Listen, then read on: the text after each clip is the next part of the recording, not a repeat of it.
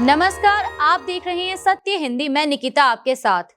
एक नजर डालते हैं अब तक की सुर्खियों पर। कांग्रेस सांसद शशि थरूर की अध्यक्षता वाली विदेश मामलों की संसदीय स्थायी समिति ने भारत और बांग्लादेश के संबंधों पर अपनी रिपोर्ट में गंभीर चेतावनी जारी की है। समिति ने कहा कि बांग्लादेश में मौजूदा राजनीतिक और रणनीतिक हालात 1971 के मुक्ति युद्ध के बाद भारत के लिए सबसे बड़ा रणनीतिक बुरा सपना बन सकते हैं। रिपोर्ट में पीढ़ीगत अलगाव, राजनीतिक व्यवस्था में बदलाव और भारत से दूरी बढ़ने की आशंका जताई गई है। समिति ने 26 जून को पैनल के सामने गैर सरकारी गवाह की गवाही का हवाला देते हुए कहा कि पूर्व प्रधानमंत्री शेख हसीना के सत्ता से हटने और अवामी लीग के पतन के बाद इस्लामी ताकतों की वापसी हुई है, जबकि चीन और पाकिस्तान का प्रभाव तेजी से बढ़ा है। गवाह के अनुसार ये घटनाक्रम मिलकर बांग्लादेश में एक निर्णायक मोड़ को दर्शाते हैं।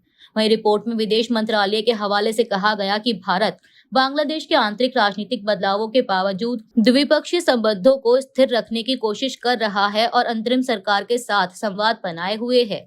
विदेश सचिव ने स्पष्ट किया कि शेख हसीना भारतीय क्षेत्र से कोई राजनीतिक गतिविधि नहीं चला रही हैं। वहीं समिति ने संकट को समय रहते भांपने में चूक पर भी सरकार से सवाल किए, जिस पर मंत्रालय ने जवाब दिया कि बांग्लादेश के घटनाक्रमों की लगातार निगरानी की जा रही है। महात्मा गांधी राष्ट्रीय ग्रामीण रोजगार गारंटी अधिनियम यानी मनरेगा को लेकर विद्वानों, नीति निर्माताओं, वकीलों और नागरिक कार्यकर्ताओं के ग्रुप ने इसके भविष्य पर गंभीर चिंता जताई है और केंद्र सरकार से इस कानून के प्रति फिर से ठोस प्रतिबद्धता की मांग की है। अपने संयुक्त बयान में उन्होंने चेतावनी दी कि हालिया नीतिगत बदलाव और फंडिंग पैटर्न इस ऐतिहासिक मांग आधारित रोजगार योजना के अस्तित्व को खतरे में डाल रहे हैं। उन्होंने बताया कि मनरेगा हर साल लगभग 5 करोड़ परिवारों को 2 अरब से अधिक व्यक्ति दिन का रोजगार देता है, जिसमें आधे से ज्यादा महिलाएं और करीब 40% अनुसूचित जाति और जनजाति के श्रमिक शामिल हैं। बयान में कहा गया कि लंबे समय से कम फंडिंग और मजदूरी भुगतान में देरी योजना को कमजोर करती रही है, जबकि अब बिना पर्याप्त केंद्रीय वित्तीय समर्थन के जिम्मेदारी राज्यों पर डालना विनाशकारी साबित हो सकता है। नए ढांचे के तहत राज्यों पर कुल लागत का 40 से 100% तक बोझ पड़ रहा है, जिससे गरीब राज्यों में काम की मांग घटने का खतरा है। हस्ताक्षरकर्ताओं ने पश्चिम बंगाल में फंडिंग रोके जाने का हवाला देते हुए इसे राजनीतिक दुरुपयोग बताया और मांग की कि केंद्र सरकार सुनिश्चित फंडिंग, समय पर भुगतान और रोजगार के कानूनी अधिकार को पूरी तरह बहाल करे। केंद्रीय कृषि मंत्री शिवराज सिंह चौहान ने मनरेगा योजना की जगह पर लाए गए विकसित भारत गारंटी फॉर रोजगार एंड आजीविका मिशन ग्रामीण बिल 2025 की चर्चा के दौरान लोकसभा में हुए हंगामे को लेकर विपक्ष पर निशाना साधा है। उन्होंने कहा कि लोकसभा में विपक्ष के सांसदों का आचरण अमर्यादित था। उन्होंने सवाल किया कि क्या यह बाबूजी के आदर्शों की हत्या नहीं है। बिल के नाम को लेकर हो रहे विवाद पर शिवराज सिंह चौहान ने कहा कि योजना का जो उद्देश्य है, नाम वही प्रकट कर रहा है, रोजगार और आजीविका। इसमें बापूजी के ही आदर्श हैं, इसमें क्या आपत्ति है? अगर इसका शॉर्ट फॉर्म जी राम जी हो गया तो राम जी से इतनी चिढ़ क्यों है? आम आदमी पार्टी के राष्ट्रीय संयोजक अरविंद केजरीवाल ने दिल्ली में बिगड़ती वायु गुणवत्ता को लेकर केंद्र और राजधानी में बीजेपी के नेतृत्व वाली सरकार पर तीखा हमला बोला है। पंजाब के मुख्यमंत्री भगवंत मान के साथ एक प्रेस कॉन्फ्रेंस में अरविंद केजरीवाल ने कहा कि पिछली आम आदमी पार्टी सरकार के दौरान दिल्ली में प्रदूषण का स्तर कभी इतना गंभीर नहीं रहा। उन्होंने दावा किया कि अब यह तर्क भी गलत साबित हो गया है कि दिल्ली का प्रदूषण पंजाब में पराली जलाने की वजह से है, क्योंकि पंजाब के शहरों में AQI 70 से 100 के बीच दर्ज किया जा रहा है।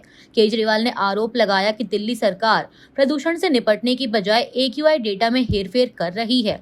उन्होंने कहा कि CPCB के अनुसार गुरुवार शाम 4 बजे AQI 373 बहुत खराब दर्ज हुआ, जबकि वास्तविक स्तर 700-800 से भी ऊपर हो सकता है। उन्होंने यह भी आरोप लगाया कि ग्रैप स्टेज 4 को समय पर लागू नहीं किया गया और निर्माण कार्य जारी रहा। केजरीवाल ने प्रधानमंत्री नरेंद्र मोदी पर भी निशाना साधते हुए कहा कि राजधानी के गैस चैम्बर बनने पर भी पीएम ने कोई प्रतिक्रिया नहीं दी है। प्रधानमंत्री नरेंद्र मोदी और ओमान के सुल्तान हैथम बिन तारिक अल सईद की मौजूदगी में भारत और ओमान के बीच कॉम्प्रिहेंसिव इकोनॉमिक पार्टनरशिप एग्रीमेंट यानी CEPA पर हस्ताक्षर किए गए हैं।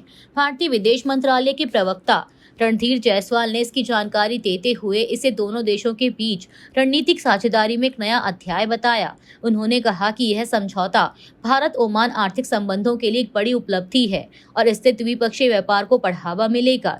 CEPA के जरिए निवेश के नए अवसर खुलेंगे, अर्थव्यवस्था के विभिन्न क्षेत्रों में सहयोग बढ़ेगा, रोजगार सृजन होगा और आर्थिक विकास को मजबूती मिलेगी।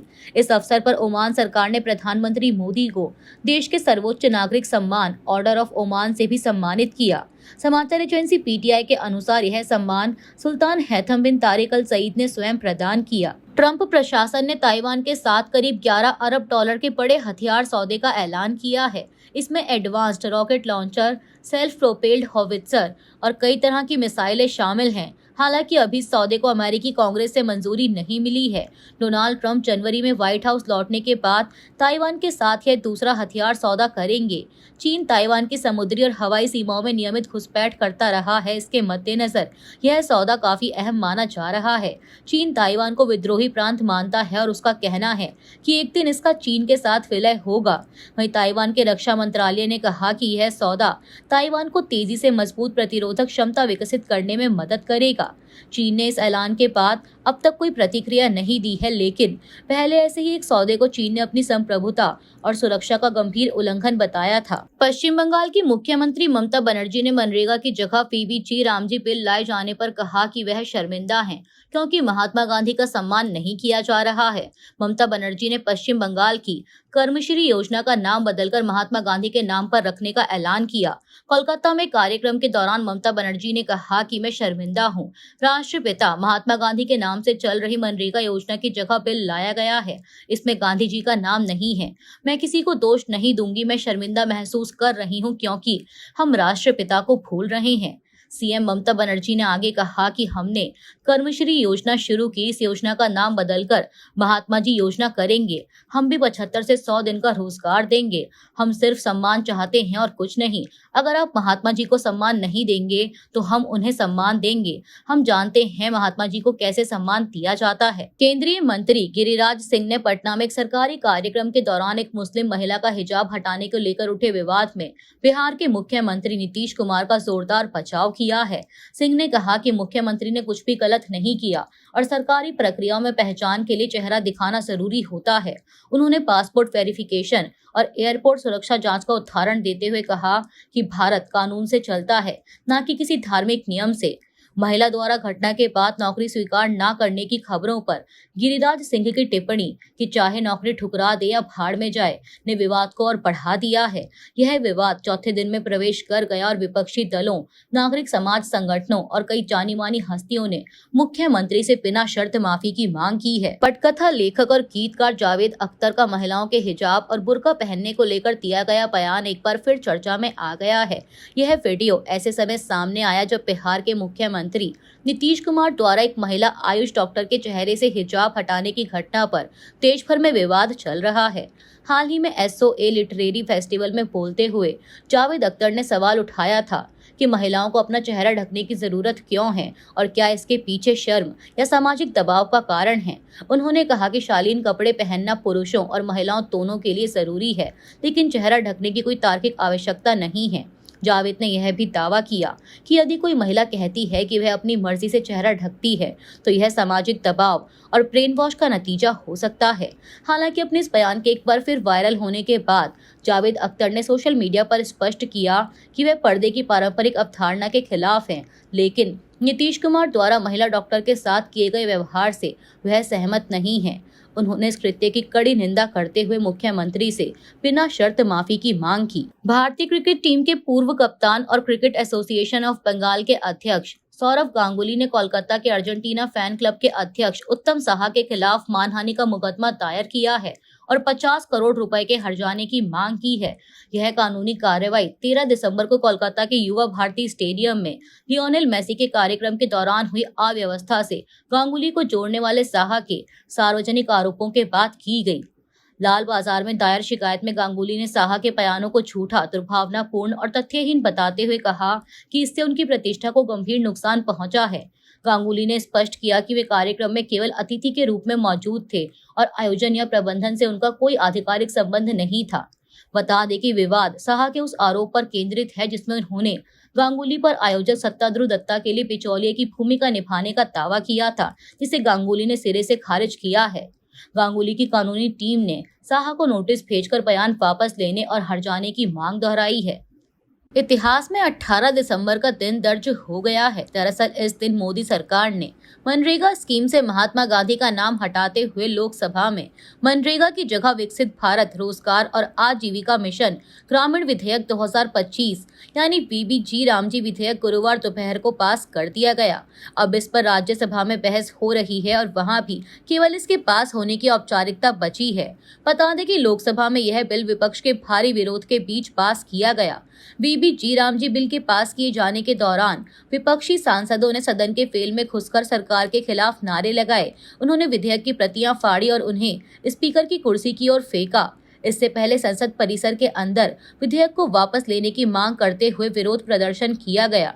कांग्रेस अध्यक्ष मल्लिकार्जुन खड़गे ने इस विधेयक को गांधी जी का अपमान और ग्रामीण भारत में सामाजिक आर्थिक परिवर्तन लाने वाले काम के अधिकार पर प्रहार बताया।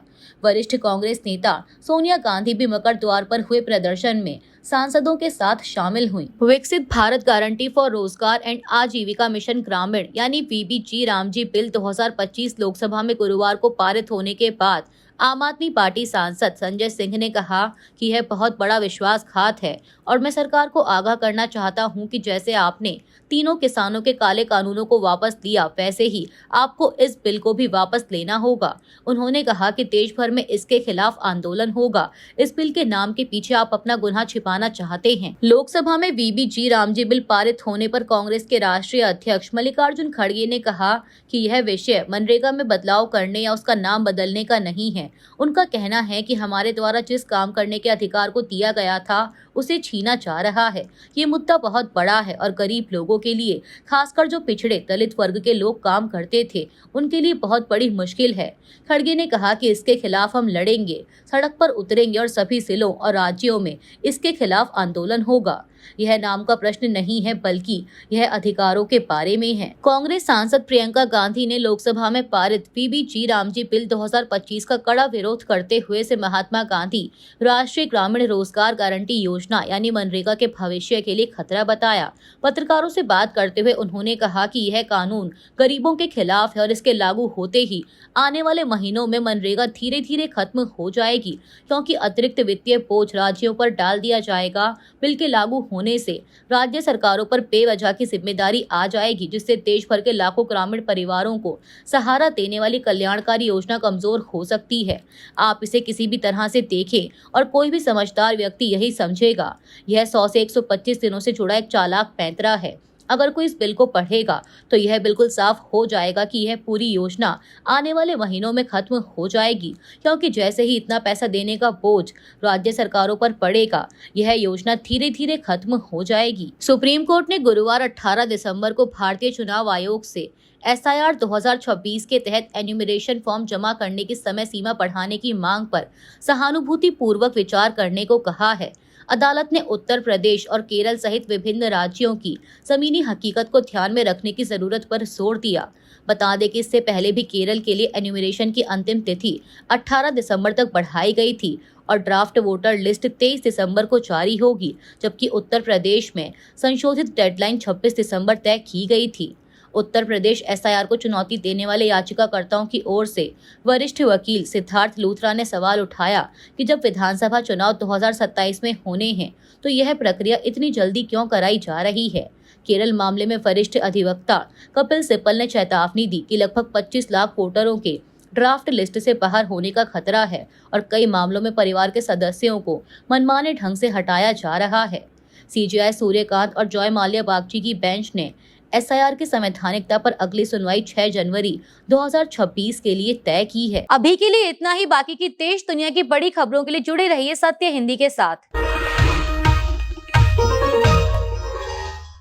Copyright disclaimer under Section 107 of the Copyright Act 1976. Allowance is made for fair use for purposes such as criticism, comment, news reporting, scholarship, and research. Fair use is a use permitted by copyright statute that might otherwise be infringing.